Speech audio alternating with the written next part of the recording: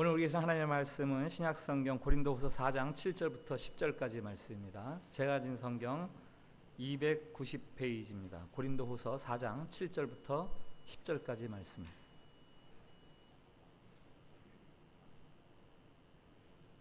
고린도서 4장 7절부터 10절까지 말씀 봉독할 때에 살아계신 우리 하나님의 음성으로 들으시기 바랍니다. 우리가 이 보배를 질그릇에 가졌으니 이는 심히 큰 능력은 하나님께 있고 우리에게 있지 아니함을 알게 하려 함이라. 우리가 사방으로 우겨쌈을 당하여도 쌓이지 아니하며 답답한 일을 당하여도 낙심하지 아니하며 박해를 받아도 버림받지 아니하며 거꾸러뜨림을 당하여도 망하지 아니하고 우리가 항상 예수의 죽음을 몸에 짊어짐은 예수의 생명이 또한 우리 몸에 나타나게 하려 함이라. 아멘. 샬롬. 샬롬. 네, 우리 주변 분들하고 인사 한번 나눕시다. 밝은 얼굴로 하나님께서 우리를 사랑하십니다.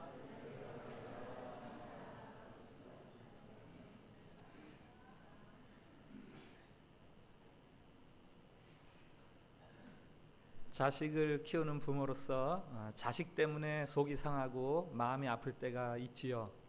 언제 그렇습니까? 자식들이 몸이 아프거나 혹은 몸이 상했을 때, 그렇죠? 아니면 철없이 나쁜 짓을 저질렀을 때, 아니면 말도 안 되는 고집을 피우고 있을 때, 뭐 그럴 때 다 자식들 때문에 속이 좀 상합니다마는 자식 때문에 속이 상하는 경우 중에 하나가 있다면 자식들이 풀죽어 있을 때. 예를 들어서 시험 성적이 기대만큼 못 나왔어요. 혹은 취직에 낙방했어요. 사랑이나 우정에 배신을 당했어요. 내 자식 주변에서 그런 일들이 일어나는 것도 좀 속이 상한데 자식이 그 일로 인해서 방에 콕 처박혀서 마치 세상에서 버림당한 것처럼 풀이 죽고 목소리도 죽고 숨도 죽고, 그러면은 그 상황도 답답하지만 아이의 그런 태도 때문에 더 부모의 속이 상합니다. 아이 셋을 키웠습니다. 지금은 다 제 곁을 떠나가 있지만 그 아이들에게 고마운 것이 있어요. 지금 생각해 보니까 그게 참 고맙더라고요. 아이들이 저와 함께 있는 동안에 왜 어려운 일이 없었겠습니까마는 그래도 셋 다 아주 밝고 긍정적으로 자신 있게 이렇게 생활해 준 게 지금 생각해 보니까 너무너무 고맙더라고요. 하나님 아버지도 마찬가지세요. 하나님 아버지가 하나님을 믿는 자녀들에게 바라는 것이 있다면 활기찬 생활입니다.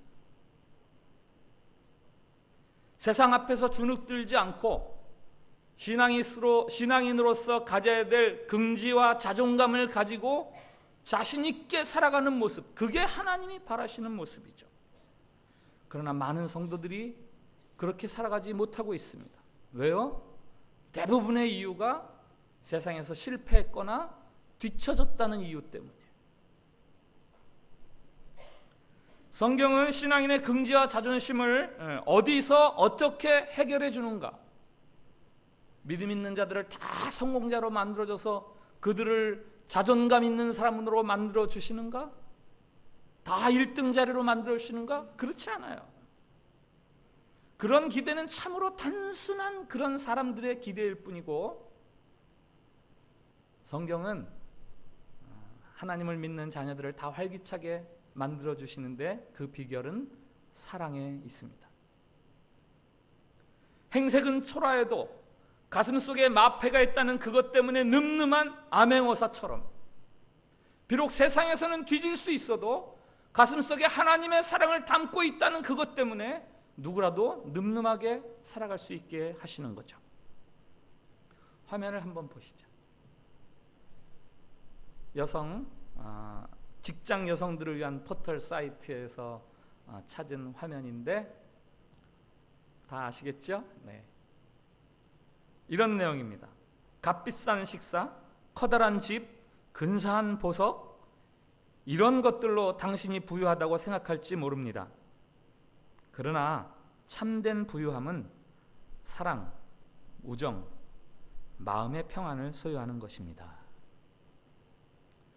시리즈 설교 러빙 유는 여러분이 하나님의 사랑을 받는 자로서의 정체성, 그것을 보다 분명하고 구체적으로 하는 것이고, 그래서 성도의 부유함, 늠름하게 어깨를 펴고 세상 앞에서 늠름하게 살아갈 수 있는 여러분들로 변화되어 가는 것, 그것을 위해서 이 시리즈 설교를 계속해서 드리고 있습니다. 자기를 아는 게 중요하죠. 시인 정채복 님이 이런 글을 썼습니다. 그 다음 화면 좀 보여주십시오. 먼 옛날에 돌거울이 있었다고 한다.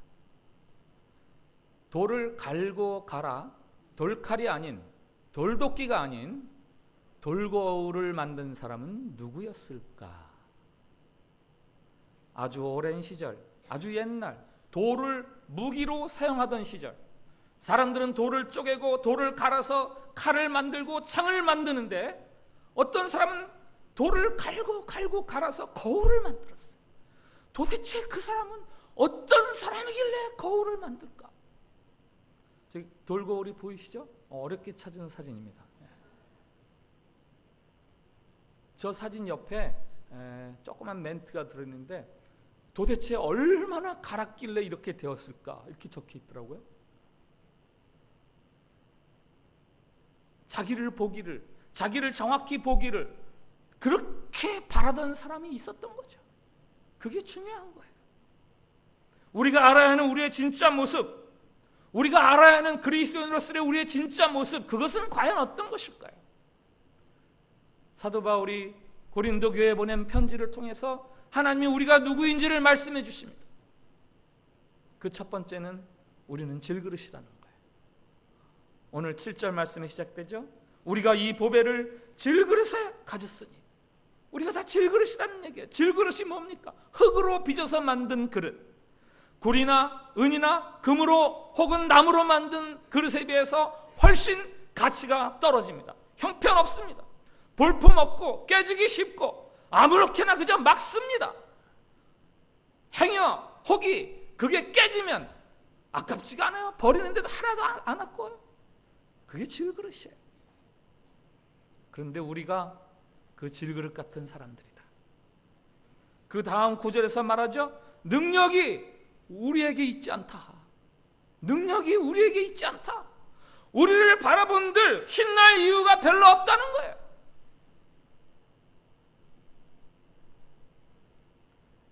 가장 화려한 삶을 살았다고 하는 솔로몬 왕이 전도서를 쓰면서 시작하자마자 그렇게 쓰잖아요.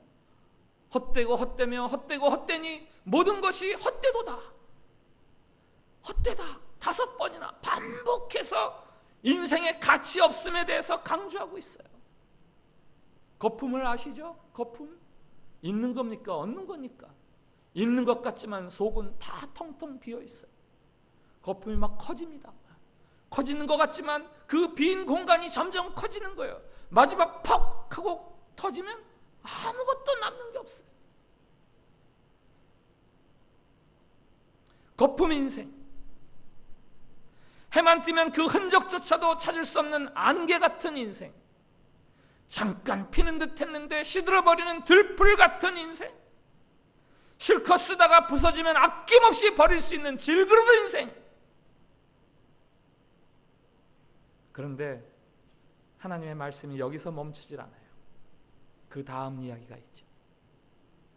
우리는 다 보배와 같은 보물단지다.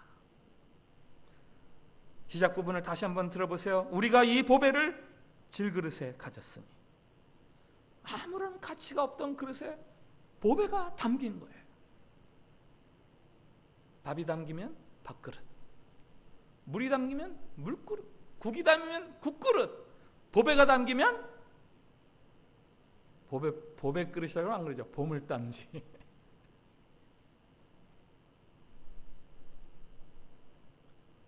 질그릇이 있는데 그 속에 보물이 담기면서 보물단지가 되는 거예요. 사람은 질그릇이다. 사람은 보물단지다. 이 두 개의 상반적인 이야기를 왜 성경은 동시에 하고 있을까요? 어떻게 질그릇이 보물단지가 되는 대전환이 일어나는 걸까요? 오늘 말씀 7절을 6절하고 연결해서 읽어보면 그 답이 나옵니다. 같이 읽겠어요. 6절 7절 시작. 어두운데 빛이 비치라 말씀하셨던 그 하나님께서 예수 그리스도의 얼굴에 있는 하나님의 영광을 아는 빛을 우리 마음에 비추셨느니라.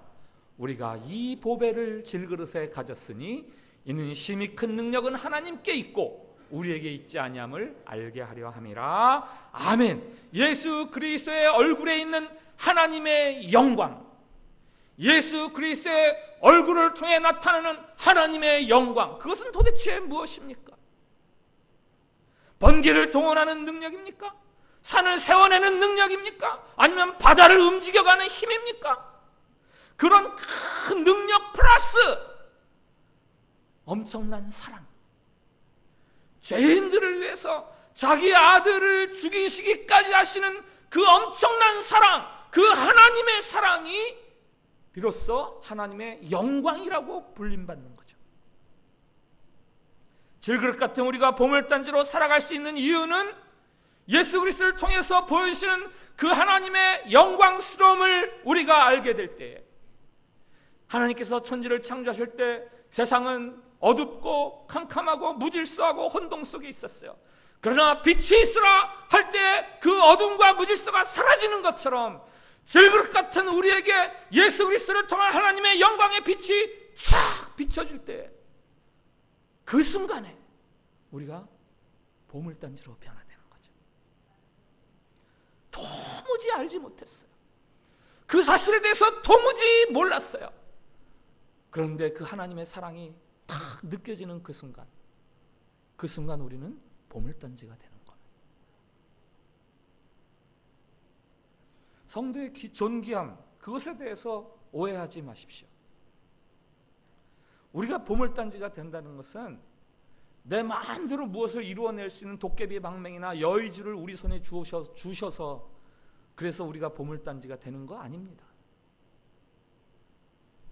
갑자기 깨어졌던 가정이 화목해지고 부진했던 사업장이 활기를 띠고 떨어졌던 아들의 성적이 막 쭉쭉 올라가고 그래서 내가 존귀해지는 거, 그거 성경이 말하는 존귀함 아니에요. 다만 예수 그리스도 그를 바라보면서 나를 사랑하시는 하나님의 무한한 절대적인 사랑, 그것을 깨달아 아는 그 순간 내가 존귀해지기 시작하는 거예요. 연애 해보셨죠? 이 시리즈 설교를 하는 동안 계속해서 여러분들의 연애 감정을 불러일으킬 거예요. 나 아닌 다른 한 사람을 진심으로 사랑하고 나를 진심으로 사랑해주는 그 사랑의 관계에 들어갈 때 그 감정이 혹시 기억이 나십니까? 김한솔이라는 분이 사랑에 대해서 이렇게 말합니다. 눈물로 얼룩진 상처, 사랑이 덮는구나. 미움도 원망도 온전한 사랑 앞에선 맥을 못 추는구나. 나를 정말 사랑하는 한 사람만 있으면 세상은 참 밝아질 수 있구나. 나를 진심으로 사랑해주는 그 한 사람을 발견하는 순간 세상이 변한다. 아니, 내가 변한다.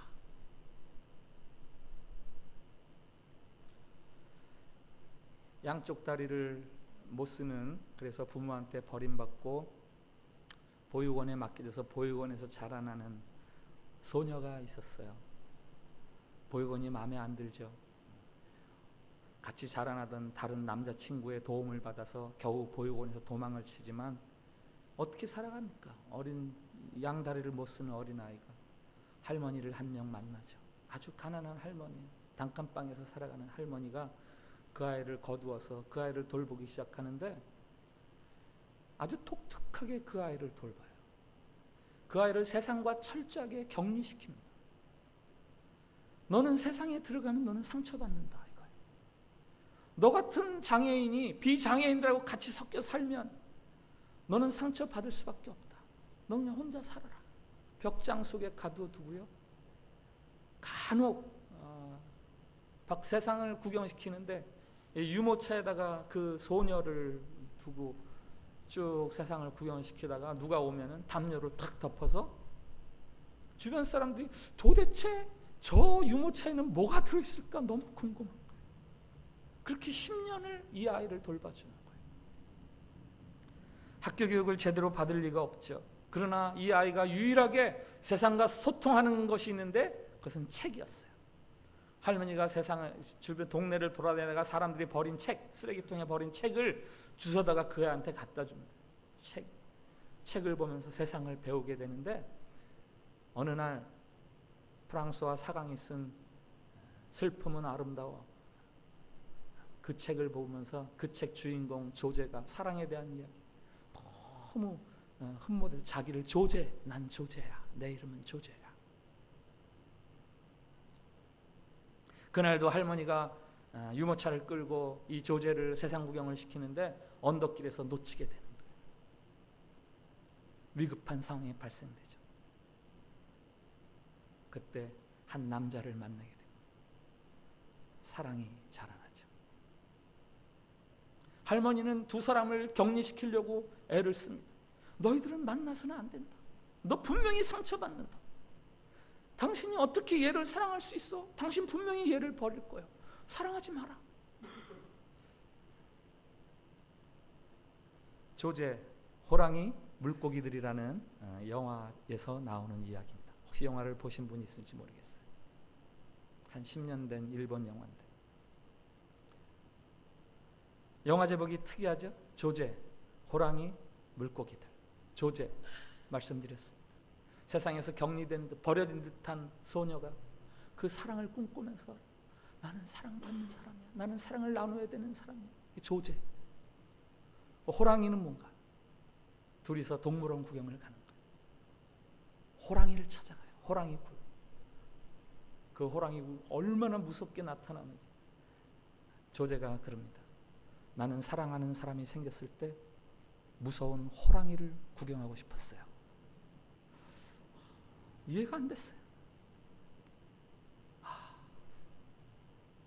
호랑이가 이렇게 무섭지만 사랑하는 사람이 있으면 내가 호랑이를 볼 수 있어요.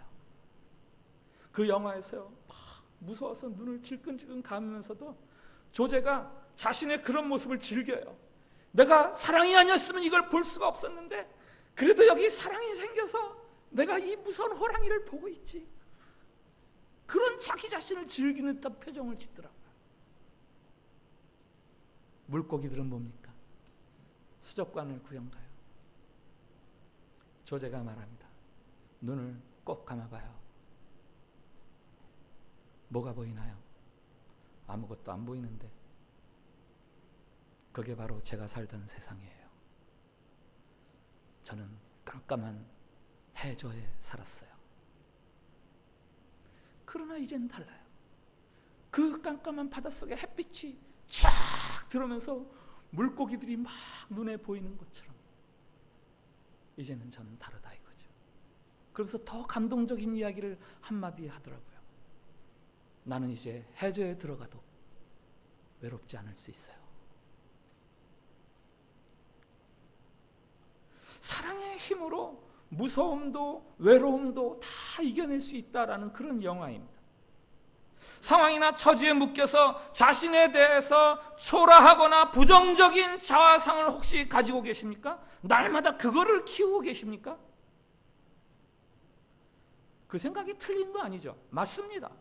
오늘 하나님이 여러분을 향해서 여러분은 질그릇이라고 이야기하잖아요. 여러분은 쓸데없는 사람들이라고 이야기하잖아요. 그러나 그게 다가 아니죠. 그 다음 이야기로 우리가 옮겨가야죠. 그 다음에 들려주시는 하나님의 말씀 무엇입니까? 너희는 존귀한 자다. 너희는 보배로운 자다. 내가 너에게 영화와 존귀의 관을 머리에 씌워줬노라.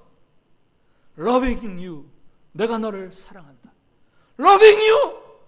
너를 사랑하라. 오늘 8절 9절을 한번 같이 읽어보겠어요. 같이 읽습니다. 시작. 우리가 사방으로 우겨쌈을 당하여도 쌓이지 아니하며 답답한 일을 당하여도 낙심하지 아니하며 박해를 받아도 버림받지 아니하며 거꾸로 뜨림을 당하여도 망하지 아니하고. 아멘. 얼마나 멋있는 찬송입니까? 사방으로 우겨쌈을 당해도, 답답한 일을 당해도, 박해를 받아도, 거꾸로 뜨림을 당해도 자신의 삶에 대해서 자존감과 긍지가 철철 넘쳐 흐르는 거죠. 여러분을 억누르는 그런 환경에 질식당하지 마세요. 내 마음대로 세워내는 완성, 그 완성이라는 기준이 대개는 세상적인 그 거대주의나 물량주의, 거기에 기초해서 세워놓은 자리예요. 그리고 그 완성의 자리와 자기 자신의 현실의 자리의 그 거리감, 그 간격을 보면서 아이고,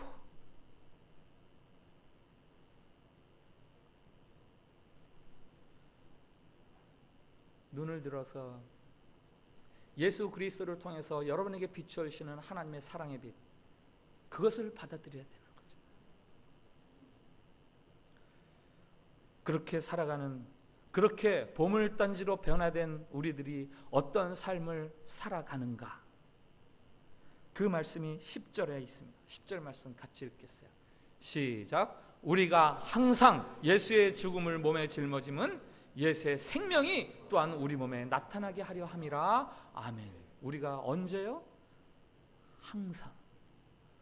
우리가 잘 될 때만, 우리가 성공할 때만, 우리가 건강할 때만이 아니라 우리가 언제라도 예수의 죽음을 몸에 짊어짐은, 십자가를 내 삶에 지고 다님은, 다른 사람을 향한 배려와 사랑과 희생의 삶을 살아가며 예수의 생명이 우리의 몸에 나타나게 하는 것, 그것이 오늘 질그릇에서 보물단지로 변화된 사람이 살아야 될 삶인 거죠. 옥에 갇힌 바울이 빌립보 교인들에게 그렇게 이야기합니다.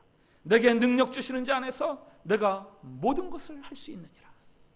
사도 바울이 말하는 여기 내게 능력 주시는 자, 이 능력이 도대체 어떤 능력입니까?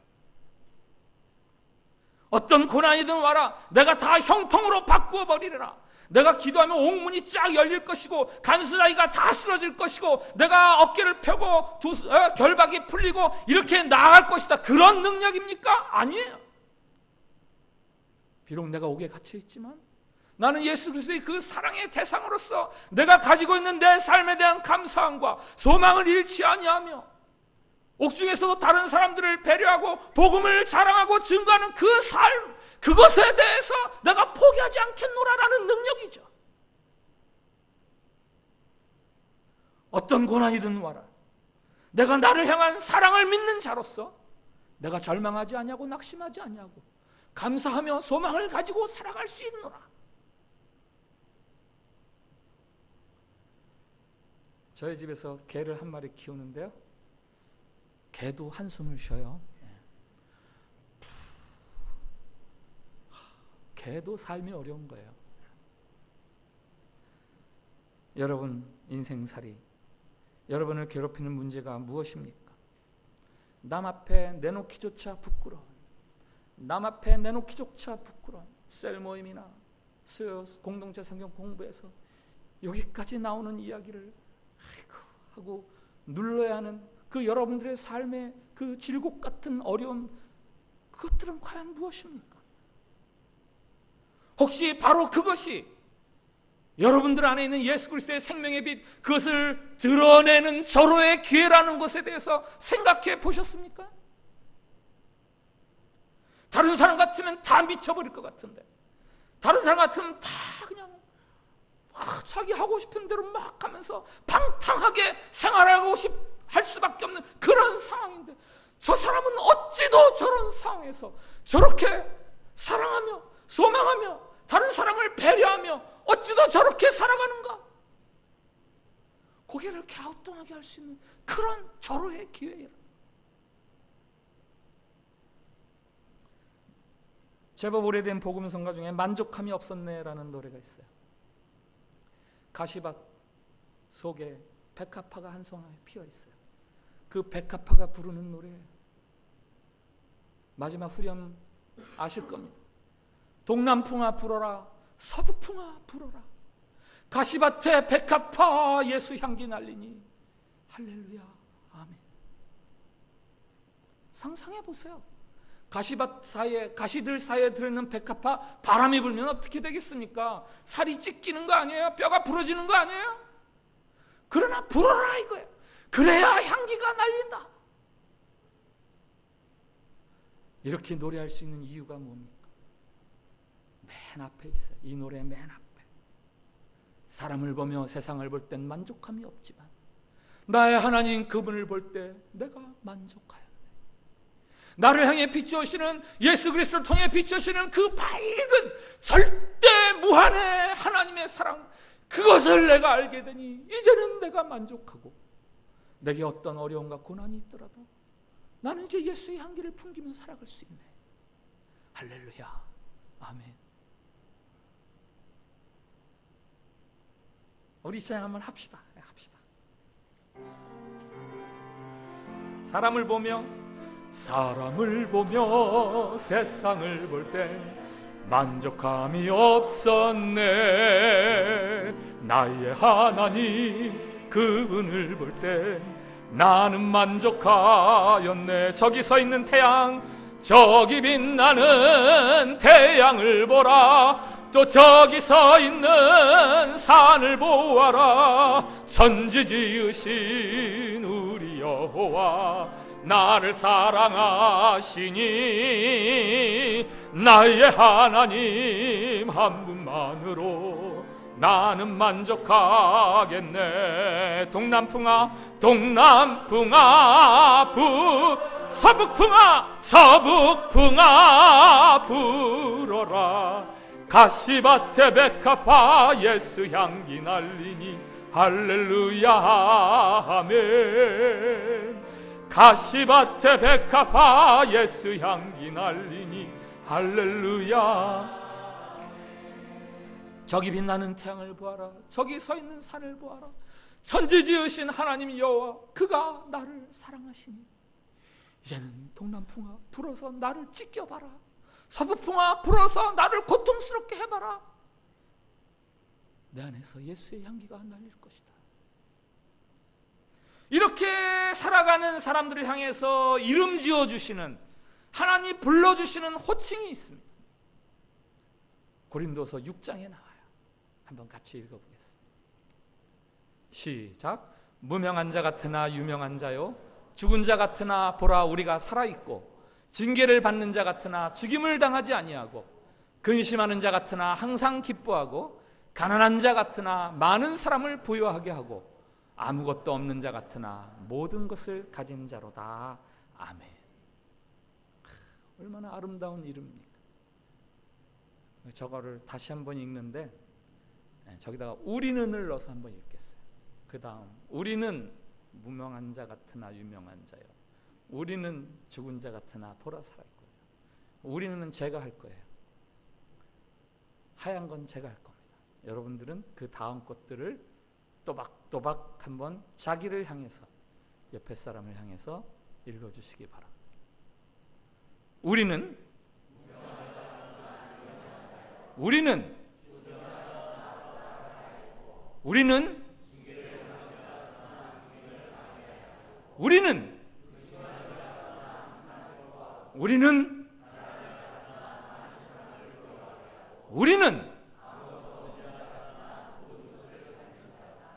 아멘. 한 번 더 읽겠습니다. 우리는 대신에 나는을 넣겠어요.